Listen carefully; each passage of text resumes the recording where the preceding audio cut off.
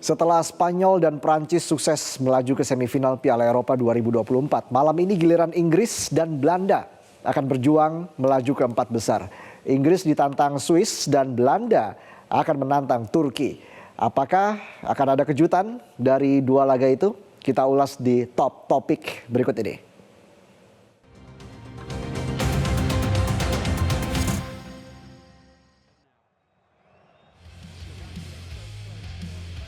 Timnas Inggris diprediksi akan kesulitan saat menjalani perempat final Piala Eropa 2024 dengan menghadapi Swiss Sabtu malam. Three Lion terlihat belum menemukan bentuk permainan terbaik sepanjang gelaran turnamen terbesar di benua biru tersebut, di mana mereka hanya menang sekali dari 4 pertandingan yang sudah dijalani. Konsistensi dan ketajaman pasukan Gareth Southgate dipertanyakan, mengingat mereka datang sebagai finalis Piala Eropa sebelumnya. Kreativitas permainan Harry Kane dan kolega juga dipertanyakan setelah hanya bisa mencetak 2 gol di fase grup. Pada babak 16 besar Inggris yang berjumpa Slovakia, juga terlihat kesulitan untuk menyingkirkan kekuatan yang berada di bawah mereka. Dari 5 pertemuan Inggris memang layak diunggulkan untuk meraih tiket semifinal, namun Swiss sebagai kuda hitam yang menunjukkan progres harus diwaspadai. Dari 5 pertemuan terakhir, kedua tim Inggris berhasil mencatat 4 kemenangan dan 1 kali imbang.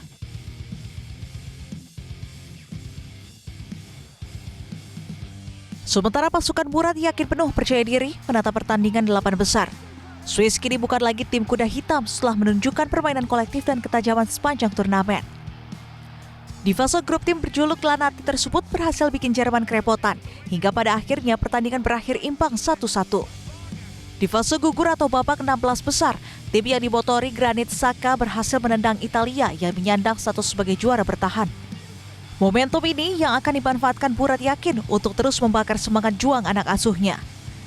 Penampilan apik Swiss di Piala Eropa kali ini tidak lepas dari banyak pemainnya yang sukses berkarir di kompetisi elit. Apakah Swiss akan memberikan kejutan atau Inggris bisa kembali ke permainan terbaiknya? Düsseldorf Arena akan memberikan jawabannya.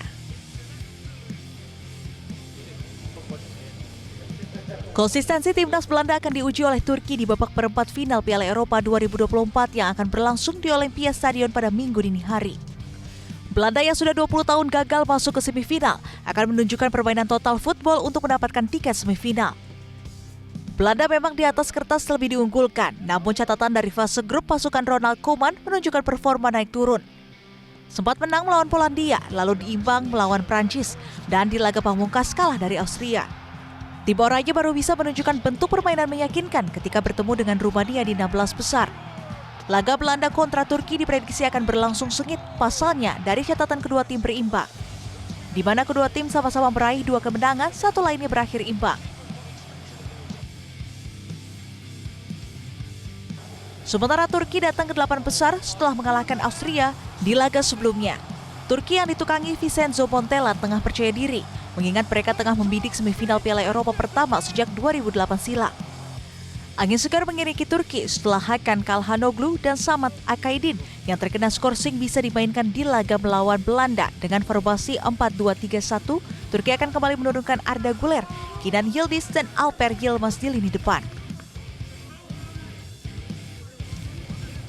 Ya, apakah Swiss dan Turki punya peluang membuat kejutan?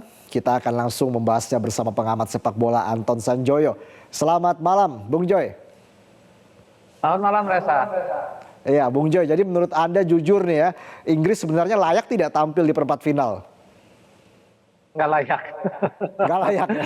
Ya, kalau nggak ada Jude Bellingham yang akrobatik dan gol ajaibnya, ya Inggris sudah tersingkir sebetulnya, lebih layak Slovakia ya.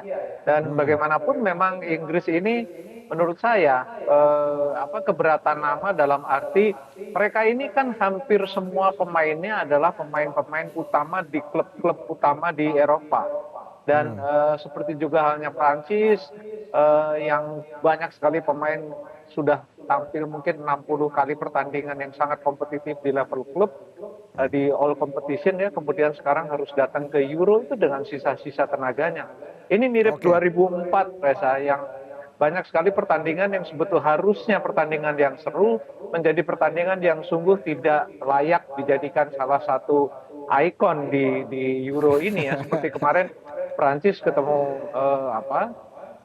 pertandingan Prancis pun tidak ketemu Portugal ya, tidak mencerminkan dua kekuatan besar di Eropa. Jerman harus demikian berakhir juga dengan adu tampaknya penalti. sudah kehabisan bensin, dan sama dengan Inggris sebetulnya. Kalau Inggris lebih spesifik ya, menurut saya ada beberapa departemen yang memang tidak terlalu bagus penampilannya, terutama kalau kita bicara di sektor kiri atau di depan. Harry Kane hanya 1-2 gol, untung masih ada Bellingham gitu. Jadi Anda memang bilang ini Inggris Swiss ini keberatan punya nama, kesempatan besar untuk artinya mengembangkan Anda pegang Inggris kali Swiss. ini. Bung Joy, Anda menjagokan Swiss. Saya sedikit menjagokan Swiss karena betul seperti yang tadi sempat ada VT-nya. Swiss ini kan kolektivitasnya sangat tinggi. Mereka bukan pemain-pemain kelas 1 ya, yang Sommer mungkin kelas 1, Granit Xhaka, yang lainnya menurut saya pemain-pemain kelas 2 ya di Eropa, tapi mereka punya kolektivitas yang sangat tinggi, dan saya rasa dengan formasi formasi 3 back ini akan ditiru oleh Inggris sekarang, karena formasi 3 back yang dipakai Swiss ini betul-betul formasi yang rapat, dan betul-betul itu menyulitkan Italia, dan juara bertahan itu terlepas dari sang juara bertahan memang tampil buruk sekali. Tapi Swiss luar biasa menurut saya bisa menyingkirkan Italia. Jadi yang prediksi skor notabene Anda pemainnya jauh untuk lebih mewah. Inggris Swiss berapa ini Bung Joy? Mungkin 1-0 Swiss atau 2-1 Swiss. Saya lebih cenderung Inggris ini lebih banyak tekanannya dari media, lebih banyak tekanan setelah mereka menjadi finalis pada gelaran sebelumnya. Tekanannya begitu berat sehingga kemudian memang mereka tidak bisa rilis dengan bagus, dan faktor kelelahan juga para pemainnya yang semua nomor 1 di Eropa. Baik, oke. Kita bahas laga berikutnya ini, Timnas Pusat menghadapi Turki. Bung Joy. Jadi Timnas Pusat ini saya lihat masalahnya 11-12 dengan Timnas Indonesia. Tumpul di lini depan. Bung Joy, Anda melihat hal yang sama? Ya, memang Belanda kan sejak era terakhir siapa ya, Marco van Basten atau Robin van Persie kan nggak punya striker yang betul-betul kelas dunia ya. Memphis Depay nggak pernah menemukan form terbaiknya. Untung masih ada Cody Gakpo yang meskipun naik turun penampilannya sejak Piala Dunia tetap bisa memberikan kontribusi yang paling lumayan. Doyel Mayan menurut saya juga masih biasa saja gitu. Tapi overall memang Belanda kesulitan di lini tengah yang bisa mengcover dan memberikan banyak space pada pemain-pemain depan.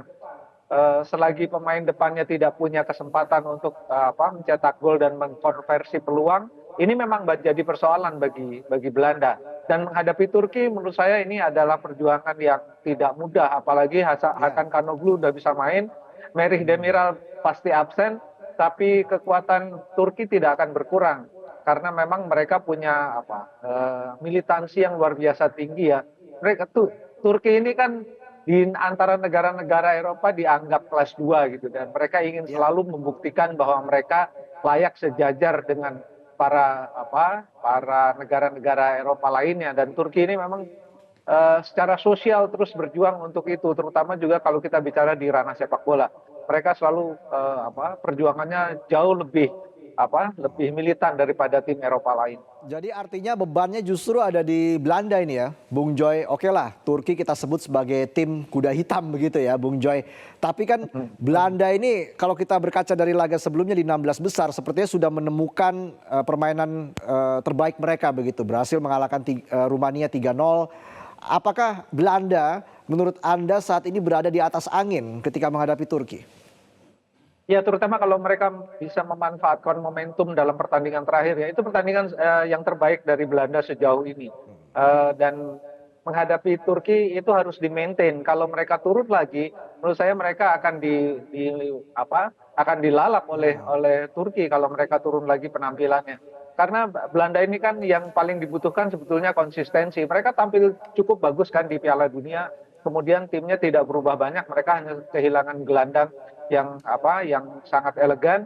Kemudian bisa recover lah kira-kira begitu. Tapi di gelaran Euro ini tetap sebetulnya di lini tengah mereka tidak punya kekuatan yang cukup mumpuni. Van Dijk juga sudah kehilangan kecepatannya, determinasinya. Jadi mudah-mudahan sih perlawanan Turki akan berat ya, dan bisa memberikan tekanan. Tapi saya masih di atas angin, Belanda bisa menang karena mereka punya momentum ketika mengalahkan Rumania, mereka bermain bagus sekali. Prediksi skornya berapa, Bung Joy? Belanda-Turki? 2-1 atau 2-1. 3-0. Oke, jadi 3-1 versi buat Anda Belanda. nih, semifinalnya prediksi Anda Belanda menghadapi Swiss ya. Ini menarik ini. Baik, terima kasih. Kalau Belanda menghadapi Swiss menurut saya itu sejarah ya, karena kan Swiss Sejarah. nggak pernah ke semifinal kan, paling Oke. mentok di quarter final. Tapi Ya, apakah itu akan perjalanan terjadi mereka ya? sampai ke Euro ini kan luar biasa. Baik, mungkin itu bisa menjadi salah satu kejutan terbaik di Euro kali ini. Terima kasih Bung Joy sudah memberikan analisanya bersama kami dalam Top News. Jelajahi cara baru mendapatkan informasi. Download Metro TV Extend sekarang.